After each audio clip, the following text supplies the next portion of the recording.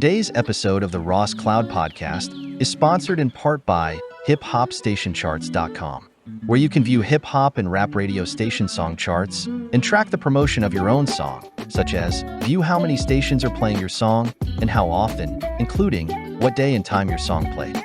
Check it out now. Visit hiphopstationcharts.com. Hello and welcome to the Ross Cloud Podcast. I'm your host, Chris Ross.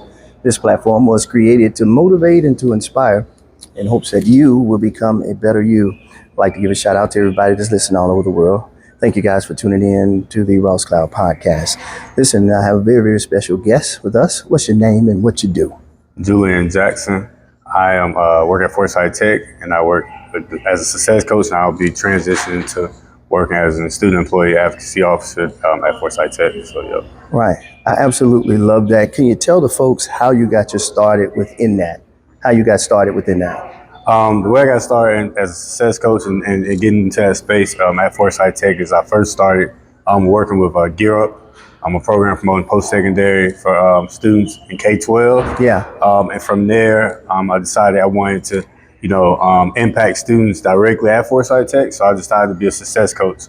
How I got into that was one day I saw one of my students and he had on one of my favorite music artists T-shirts on, and I started talking to him about it. Yeah. And then next guy started working 3 months later. I'm a success coach, and he became one of my students. I started to mentor. So, oh man, I love that, man. Yeah, being able to not only mentor him, but also mentor a wide range of students at Forsyth Tech has been how I got into that space. And correct. And in my new position, doing the same work, being able to not only help the students at Forsyth Tech, but also employees as well. Yes, I love that, man.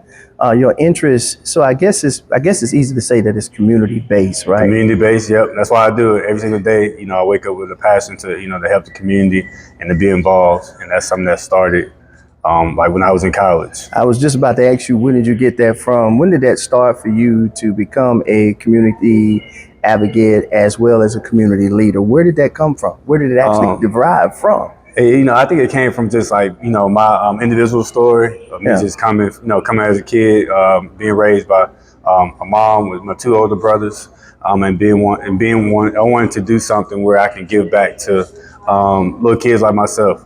And so when I was in college, I was a sociology major.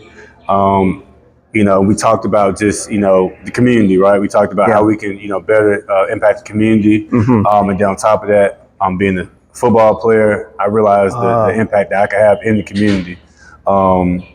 Next we started doing some community work, doing a lot of community service, a variety of different community service around Winston-Salem. Yes. And then we actually started to, we actually did our own camp one time. So me and my teammates, a guy came up to us one day in the city, and he came up to me and said, "Hey, would you guys be open to, kind of mentoring a couple of students?" Yeah. So what we did was we basically got a couple of pizzas, got our money that we had, got a couple of pizzas. Sure. Found the field on a field like on college campus, and then what we did was had a whole kind of like camp. Yeah. But really just kind of talk to students about the importance of making the right decisions, the importance of coming up with a goal and then working towards a goal, and then also sharing our personal experience. So that's how I got into that community work. Yeah, I love that, man. I absolutely love that. I heard you say you played football. Who'd you play football for? So I played football at Wake Forest. Okay. Started in 2013, graduated in 2017. So I enjoyed my time here at Wake. Oh man, I love that, man. If you could say something to anyone that would be pursuing athletics, or they happen to be blessed with a scholarship to go to college through athletics, if you could say something about the importance of making sure that you have a backup plan once athletics is over with, could you speak to that? Definitely. I would say just, always have a plan A and a plan B. Always be, focused on how you can do both of those plans at the same time. So you're playing your sport, but also being able to give your all at some outside of your sport. Yeah. And so with me, before I even got into at Forsyth Tech, I got my master's in sports administration. My focus was in student athlete development.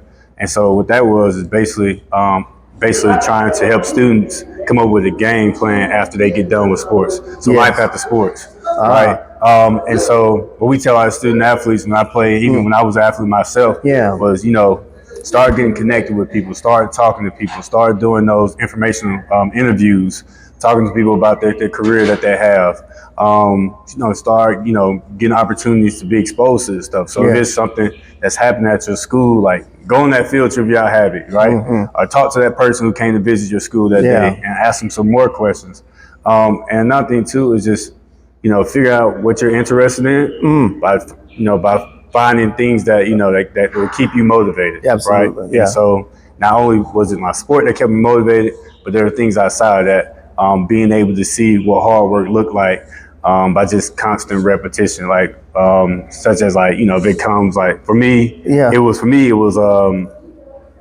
creating some type of plan that I can do every single day that allowed me to become a student athlete one day. And so for me, it was me jump roping every day. It was me, doing 200 push-ups a night. I got you. It was me watching that extra film. It was me like looking at the guys who are above me that's, I'm not starting, but I'm learning from them. And what that did for me was it made me a better player, but also made me a better person. And also I realized real quick that to become the best, you have to, you have to ask those who've done it already before you. So being able to ask questions and I can keep going for some time. Absolutely. But that also, it put the discipline aspect of your life into perspective. Can you talk about the importance of discipline as it pertains to pursuing your education, especially like a school like Wake Forest? Well, any college for that matter. But when you start talking about the Ivy League schools and those type of schools right there, it's almost like the bar has to be set high. So can you talk about the importance of discipline and excellence and how that all goes together? So the importance of discipline, that was something that, I realized when I was a junior in high school.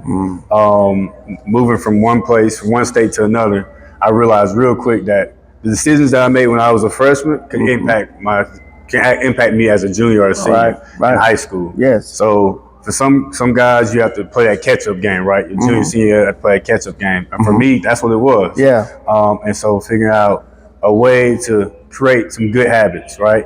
Before I had some bad habits. I had some, I had some tests and things like that I didn't take serious when I was younger grades. I get that. But as I got older, I realized, okay, what can I start doing that's going to allow me to be successful? And so what that did was I started reaching out to that extra support on campus, right? I started reaching out to the tutors at my school, or I started reaching out to, I got involved in the trio program at my school, right? And so doing that, it actually helped me out because what it did was taught me like how to become not only excellent, I always was an excellent football player. I was already, I got you. But it taught me how to be an excellent student or what to do to become a better student. And so with that, that helped me transition to Wake Forest. Now, I'm not going to say I got the Wake and everything was, perfect. Of course but not. Just having that foundation of trying to do the things that I was taught before I got there. And then once I got there, just asking questions. That's what really helped me to kind of keep that excellence at Wake Forest. Man, I love it. Being that you're from Mobile, Alabama, you could tell all kind of tumultuous stories from the past. Of course, we all could tell those stories. But can you talk about how that has impacted you and empowered you to be the individual that you are today? And I may have asked you that question already, but I think the folks need to know, as the premise of our show is dedicated to helping people become better through conversations, through dialogue, in hopes that it will bring about a change. So if you would, can you talk a little bit about how that growing up in Mobile and maybe some of the things that you did see in your life might have impacted you, but also empowered you to be the man that you are today? I'm good. I'm happy you asked me that question because I just talked to somebody earlier and I was talking about just my story, right? And so as a little boy from Mobile, Alabama, and my mom took care of me and my brothers, and she was trying to do nursing school at the same time. And so I'm currently working at a community college, and a big part of that is because when I was little, my mom was going to a community college, and trying to help, and trying to make sure we were good, right? And so I remember just sitting, there in Mobile at Mr. State Community College. Oh man! And she's right there talking to her advisor. And I'm a little maybe 6-year-old, 7-year-old sitting next to her in the chair. Yeah. Not even knowing what's going on. Sure. But me being able to be exposed to that made me realize, like, what hard work looked like, right? Determination, no matter what. Yes. Because for me, looking at her and seeing, like, if she can do this, then I can do it. Yeah. But what it showed me was, like, anything was possible. Anything was possible. Yes, sir. So when hard things came about, for me and my brothers, being able to see, like, all the things she taught us, like, would help us. And it was crazy because, I tell people all the time, when I was in middle school, right? So I think about what happened when I was younger and being exposed to that. When I was in middle school, in 6th grade, I was sitting there. My brother was, like, going to a football camp. He wasn't getting offered by no. He was maybe like in 10th grade or 9th grade. Sure. And we're sitting at, like, a Louisville camp in Louisiana, like Louisville, Kentucky. And me and my mom, my 2 brothers, we drove all the way to Louisville. It was like maybe like a 10-hour drive. Wow. And we drove there. This back when they had GPS. You had to actually put the GPS and address in. Yeah. And we're sitting at the camp, and my brother's there. And I told my mom, and I told a family friend that was right there with us. I told him, I said, one day I'm gonna play at Louisville. I'm gonna play against Louisville. Absolutely. And so played 4 years against Louisville, and that was like a dream come true for me. So like to have kind of, to go back to your question, to go back to like where I came from, and to see all those things that like helped drive me, but then also remember those exact memories where it was like, okay, this is what making me keep going once I got there. Yeah. So when I did get to Wake, what I did, I'm big on reflection. So I'm always reflecting on like, okay, that's good. What happened when you were like at this age right here that made you want to keep going? Yeah. And that's how I stay dedicated to the grind and to have that grit. Yeah. How have you been able to keep your mental health together as it pertains to reflection? Because sometimes reflection can bring about those moments of guilt, of shame, that life in general sometimes can do that. How do you bring about a balance when it comes to your reflections? How do you bring about a balance with keeping your mental health straight while you're reflecting? Yeah. So what I did for me, I know there was a lot. Oh no. To keep, I think like the balance, because you said like guilt, right? Yes. So where I come from, now I got a lot of friends that that I lost. Some may went the opposite way of me. So being able to reflect and actually think about how I can prevent other kids from going that route, right? So what can I do, and what can I do to help me become a better a better person? I know what you mean. Yeah. When I'm reflecting, I'm thinking about what am I currently going through. How can I overcome it? How can I help the next person once they go through it? Yeah. And so I think that's kind of the route that I take with it. Yeah. Because with reflection, it allows me to like see the growth. Yes, sir. So when I reflect, I write dates down there. That's right. Yes, sir. So I write like if something happened like 3 months ago, I'll put the exact date and I'll go back and I'll look at it and see just the growth over time. Yeah. But also what I do is I share that. I'm just not, most people say like they don't want to share it. I share it. Yeah. So I may share it with my students or share it with someone who may be going through that. Yes. That's going to not only help me, it already helped me, but it also is going to empower them that they can keep going. I'm not sure if I answered your question. No, you did, because I think that all of that basically helps with mental health. Yeah, you find a way to pivot from that guilt and shame, knowing that yes, it can tap on your shoulder, but this is what I'm doing to kind of stay away from it, Jackson. You know what I'm saying? So you answered it well, man. So listen, I know you're a father. How has that, or how does that keep you in check, if you would, keep you disciplined too about being as a father? You have a daughter, right? Yeah, I have 2 daughters. So you got two. Yeah. One is 6. Man, I hope you got everything that you need to make sure they straight, right? Yeah, I definitely do. All right, can you talk about fatherhood? Oh yeah.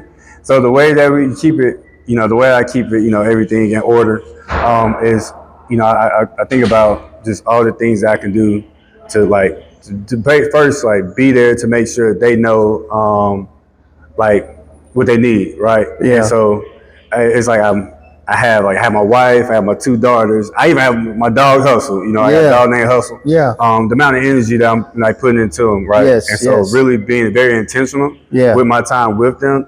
And so, like for example, like say I walk into the house, just got off work. I walk into the house. You know, if I walk right in, instead of being on my phone when I walk in, I just embrace all of them. So I might embrace, like for example, I might walk in, embrace my dog might jump on me first. Yes. Then I embrace my, my 6-year-old, then, my 1-year-old. And then also, same for my wife as well. Sure. And so just being very intentional with like my time with them. Yes. And I heard this thing, I'm a big Eric Thomas fan. So you might know Eric Thomas. I do know E.T. Eric Thomas is like, be very, very, very intentional. Like with everything you do, know your why. Know your why. Yes, know your why. And so I think for me, just knowing my why, and that's your why. That's my why right there. So every day I wake up, no matter I come from home, I might have a bad day at work or something like that, but it's knowing my why. Like why am I here? To make sure that my daughters are good and to make sure that my wife is taken care of. I love it, man. Yeah. I love it, man. Beautifully said, man. I had to drop that in there. You know what I'm saying? So if you would, in closing, man, could you talk a little bit, if you could you tell our audience, those that are listening, those that are watching, if you could say something positive to help steer somebody in the right direction. If you would, I'll give you like a couple of minutes to kind of talk about that. If you would, just say something positive that would help someone become better. Okay, it's on help you. Someone become better. Yes, sir. So I got 2 quotes that I live by. I can put my book. Do your thing. All right. I have maybe 3 or 4 quotes. Okay, cool. The first one I'm gonna say is by Maya Angelou. She said, be a rainbow in somebody else's clouds. So I'm always big on empowering others. I was like also pouring to other people. That helps me like be the best person I could be. Knowing that help somebody else out and was there for somebody else. Another thing too. Is I can do all things through Christ who strengthens me. Amen. And then my last one is I know the plans that the Lord has for me.